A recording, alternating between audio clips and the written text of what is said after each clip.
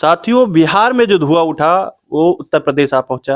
बिहार के शिक्षा मंत्री चंद्रशेखर यादव जी ने जो बयान दिया, उसके बाद अभी उत्तर प्रदेश में स्वामी प्रसाद मौर्य जी, जो कि रामचरितमानस को लेकर उत्तर प्रदेश में बयान दिया कि रामचरितमानस में कुछ ऐसे दोहे हैं जिन पे संशोधन होना चाहिए और उन दोहों को हटा देना चाहिए। इस बयान को लेकर जो मनुवादी लोग हैं वो बौखला उठे हैं। तमाम विषयों के साथ हम बात करेंगे। हमारे साथ हैं प्रोफेसर विक्रम। सर, भोजन पचासी चैनल में स्वागत है। धन्यवाद आपको। सर, इस बयान को कैसे देखते हैं आप?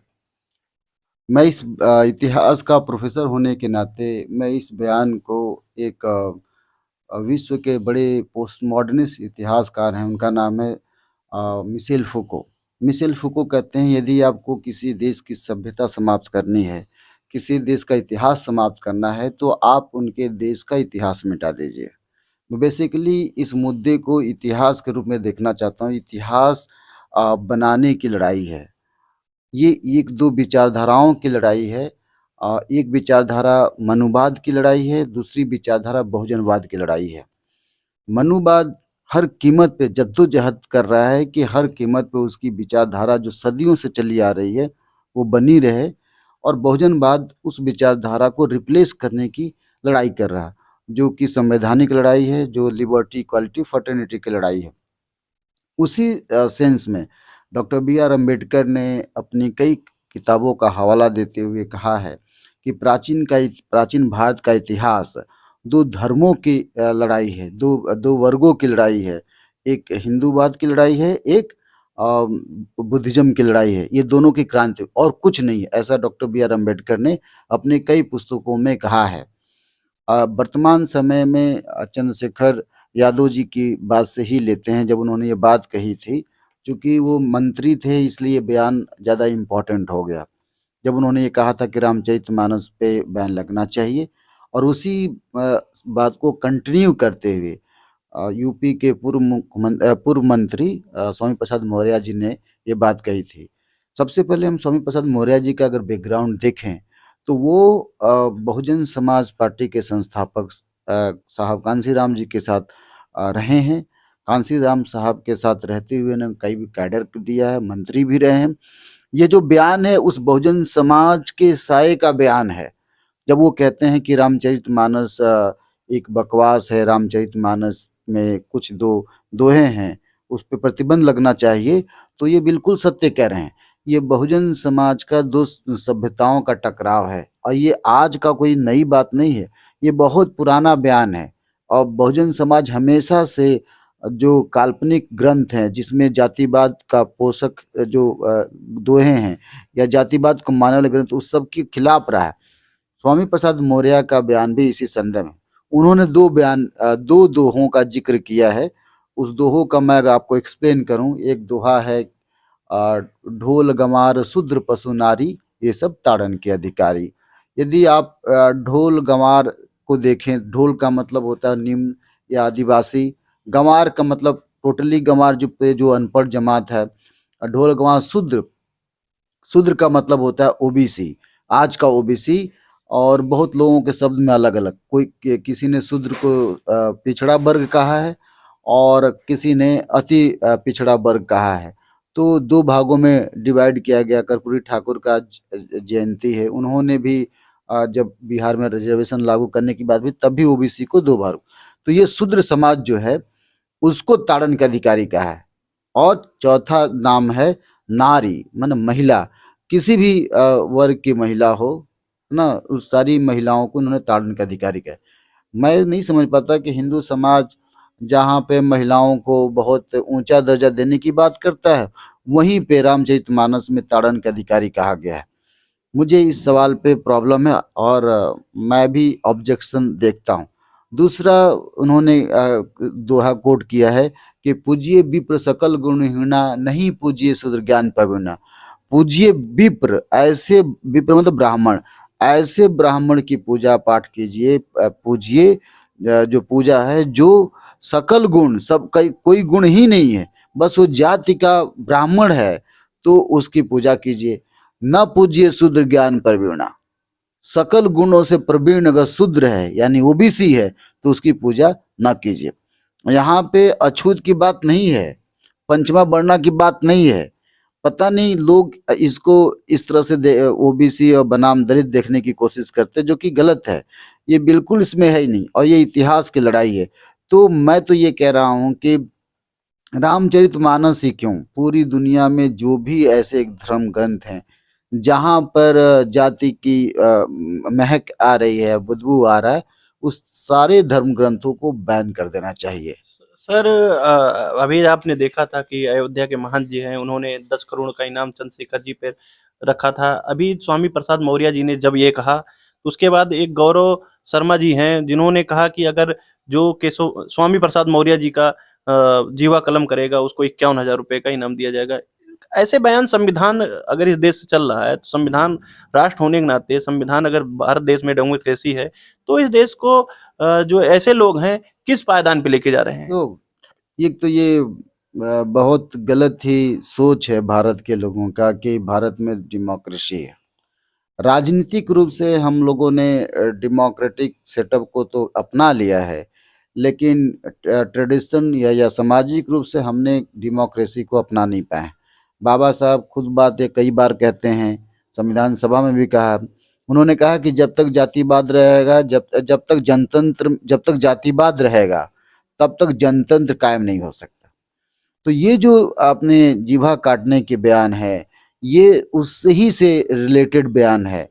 भाई, वायलेंस हिस्ट्री में किसने किया है? इन्हीं बिरादरी के लोगों ने, उच्च बिरादरी के लोगों ने हमेशा वायलेंस किया है। ठाकुर ने वायलेंस किया, जमींदारों ने वायलेंस किया है, पंडितों ने वायलेंस किया, ब्राह्मण ने वायलेंस किया है, कहीं पे इन दोनों के सहयोग से वैश्यों ने वायलेंस किया है, इन तीनों के सहयोग से ओबीसी समाज के लोगों ने वायलेंस किया है। कई बार ऐसा देखने तो वायलेंस, उनके डेमोक्रेसी में वायलेंस का कोई जगह नहीं है। लेकिन आए दिन हम ये देखते हैं क्राइम ऑफ इंडिया के रिकॉर्ड के अनुसार, या अभी टाइम्स ऑफ इंडिया का एक आज का है, आज में है कि उत्तराखंड का एसी कमीशन ने ये कहा है कि जितने भी मंदिर में दलितों को प्रवेश नहीं दिए जाते हैं, उसके लिस्ट बनाया जाए। आज का है, टाइम्स ऑफ इंडिया, मैं आपको वो दिखा दूंगा। तो आप जरा सोचिए, आज ये बयान आया है और मंदिर में घुसने के लिए मारा जाता है। इस पे जो जिसका नाम आप ले रहे हैं, जो जीभ काटने की बात है, कभी तो संज्ञान नहीं लिया।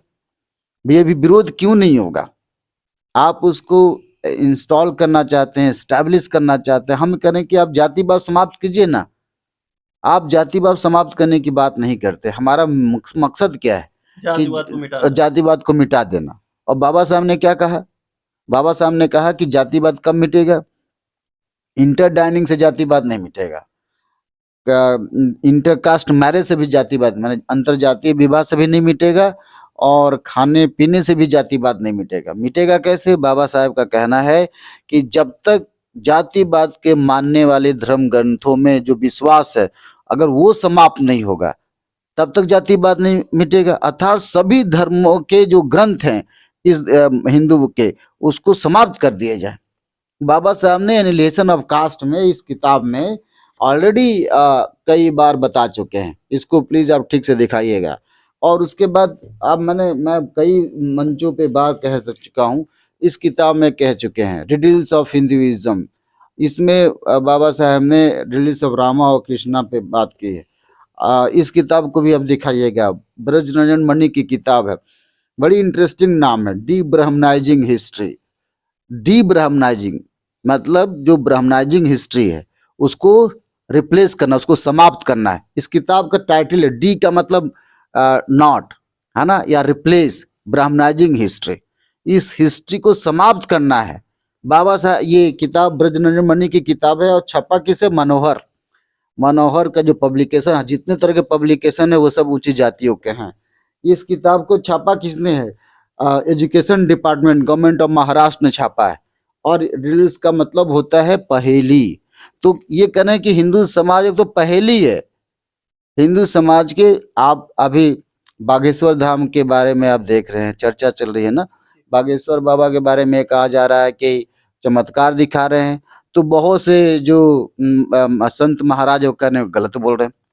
उन्हीं के लोग कह रहे हैं तो हिंदू समाज में कोई खलनायक है, कोई नायक है, पर है उन्हीं के, उसी में से वो कोई चाहते नायक है। हैं पक्ष भी उनका रहे, हाँ, विपक्ष भी उनका विपक्ष है। आप तो, हम लोग तो बाहर के लोग हैं, उन्हीं में आप ये देखिए, उन्हीं के राजा रहे। उन्हीं का महाराज हेड सब है, कुछ, उन्हीं का टेल। उन्हीं का हेड है, उन्हीं का टेल, सब कुछ उनका है। तो वो तो दिखा रहे हैं, उन्हीं अपनी ही बीच में लड़ा रहे हैं, जैसा कि हम लोग चर्चा कर ही रहे थे। तो वो सब कुछ उनका है। अच्छा छोड़िए, मैं दो किताब का जिक्र कर रहा हूँ आपके। ये इन किताबों का जिक्र इस पे यूट्यूब पे आपको मिल जाएंगे, गूगल पे मिल जाएंगे। दिल्ली बुक कंपनी, मैं पब्लिकेशन का नाम बता, दिल्ली बुक कंपनी है। और सरिता मैगजीन जो अक्सर छपती है, फोर्टनाइटली मैगजीन है, उस किताब में अक्सर ये छपता है, हिंदू समाज का पथभ्रष्ट तुलसीदास। आप इसमें उसको दिखा दीजिएगा, हिंदू समाज का पथ। ये दो खाली दोहे की बात नहीं कर रहे हैं, केवल दो दोहे की बात नहीं है, हम लोग को सबको दो दोहा याद है, लेकिन उसमें ऐसे हजारों ऐसे दोहे हैं पूरी किताब में ही, जिसमें ये साबित करता है कि हिंदू समाज का पथ भ्रष्टक तुलसी, नाम से ही साबित है कि तुलसीदास ने कितना समाज को बरगलाया है। दूसरी किताब का नाम है रामायण एक नया दृष्टिकोण, ये भी किताब अवेलेबल है। रामायण एक नया दृष्टिकोण देखेंगे तो साफ साफ वाल्मीकि रामायण और रामचरितमानस का उद्धरण उद्धृत करते बताते हैं कि राम, प्रभु राम और जितने भी पात्र हैं किस तरह के बयानात हैं उनके, ये सारे बयानात किताब में है। हाँ उस किताब में है। आप दिखाइए, चैलेंज के साथ मैं कह रहा हूँ कि इस किताब, तो मैं तो अपनी बात कह ही नहीं रहा हूँ। सर अभी देखा जा रहा है कि ये जो स्वामी प्रसाद मौर्य जी हैं जो बयान दिए, इसके बाद आप देखेंगे कि समाज से काफी प्रतिक्रिया आ रही है। कुछ लोग उनके समर्थन में, जो ओबीसी एससी के लोग समर्थन में है, लेकिन उन्हीं की पार्टी थी समाजवादी पार्टी के लोग उनके खिलाफ बयानबाजी कर रहे हैं। इसको कैसे देखें? मैं आपको कह रहा हूं ना कि आज ये दो सभ्यताओं की टकराव की लड़ाई चल रही है। ये सिंपल लड़ाई नहीं चल रही है, और ये ऐतिहासिक एक क्रांतिकारी परिवर्तन है। ये आजादी के बाद इस तरह के इंटेलेक्चुअल का उभार हुआ है। कोई ये इकलौती बात नहीं है। दिल्ली से लक्ष्मण यादव हैं, प्रोफेसर रतन लाल जी हैं, बामसेव से बावन मेश्राम जी हैं, बहुजन समाज से तमाम बहन जी हैं, साहब कांसीराम हैं, बिहार से आज कर्पूरी ठाकुर जी हैं, बाबू जगदीश प्रसाद कुशवाहा हैं, पेरियार ललई हैं, साउथ इंडिया से पेरियार साहब हैं, अन्ना दुरई हैं, जयललिता हैं, स्टालिन हैं, है ना।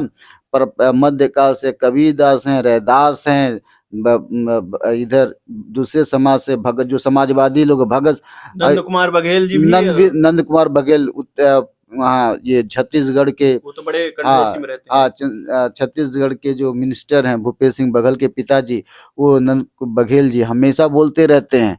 तो आप कहाँ मारिएगा। मैं फिर बार कर रहा हूँ कि दो विचारधाराओं की लड़ाई चल रही है, ये क्रांति चल रही है, तूफान चल रहा है।